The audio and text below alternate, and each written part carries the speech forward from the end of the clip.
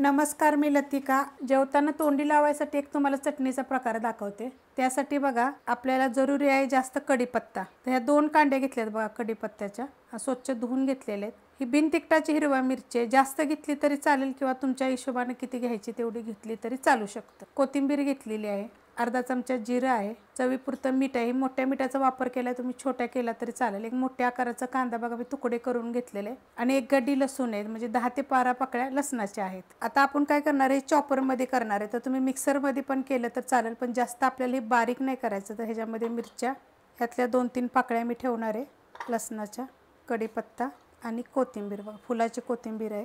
थोडी अजून जास्त घातली तर चालेल। 2-4 पाकळ्या तुम्ही तुमच्याकडे पुदिना असेल टाकला तरी चालेल। हे थोडंसं आपण पहिलं बारीक करून घेऊया। या चॉपर मध्ये बारीक करून घेतलेलं आहे।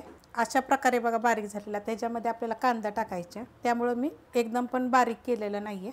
2 टाकले तरी कांदे चालतील।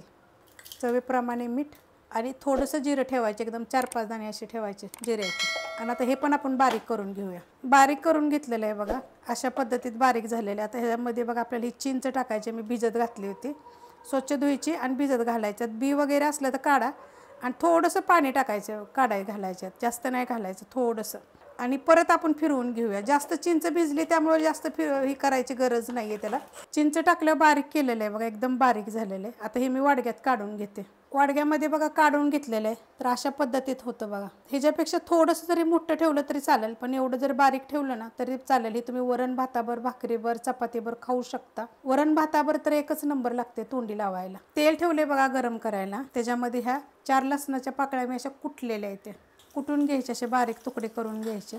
आणि त्याच्यामध्ये बघा थोडंसं जिरं जे आपण घेतलं होतं ना त्यातलं मी थोडंसं जिरं ठेवलं होतं। आता चॉपरमध्ये बघा भरपूर बारीक होतं, तुम्ही करून बघा। आता ते आपण ह्याच्यावर चटणीवर टाकायचं। आपल्याला ह्यात काय मिरच्या वगैरे काहीच भाजलेलं नाही, सगळं कच्चंच आहे ह्याच्यामध्ये। पण ते करून बघा तुम्ही, केल्याशिवाय तुम्हाला पण समजणार नाही कसं होतं। आणि हलवून घ्यायचं, मस्त चव लागते, एक नंबर आपलं होतं।